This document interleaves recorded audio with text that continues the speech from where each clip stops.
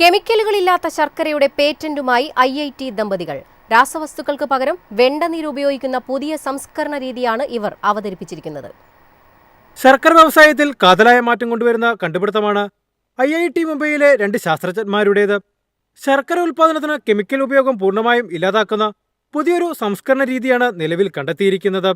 IIT ബോംബെയിലെ doctor Vishal സർദേശ് പാണ്ഡെയും ഭാര്യയും നാഷണൽ കെമിക്കൽ ലബോറട്ടറിയിലെ സീനിയർ ശാസ്ത്രജ്ഞയുമായ ഡോക്ടർ മാധവി സർദേശ് പാണ്ഡെയുമാണ് കണ്ടുപിടുത്തത്തിന് പിന്നിൽ.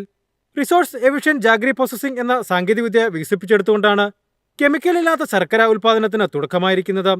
ഈ സാങ്കേതികവിദ്യ കർഷകർക്കും ഗ്രാമീണ വനിതാ സംരംഭകർക്കും എളുപ്പത്തിൽ ഉപയോഗിക്കാവുന്നതും ലാഭകരവുമാണെന്നാണ് ഇവരുടെ പക്ഷം. നിലവിലെ പരമ്പരാഗത രീതിയിലുള്ള ശർക്കര ഉൽപ്പാദനത്തിൽ നിറം കൂട്ടാനും കൂടുതൽ കാലം നിലനിർത്താനുമായി മായം ചേർക്കുന്നുണ്ട്. കൂടാതെ ഉൽപ്പാദനത്തിന് ചില കെമിക്കലുകളുടെ ഉപയോഗം ഒഴിച്ചുകൂടാനാവാത്തതുമാണ്.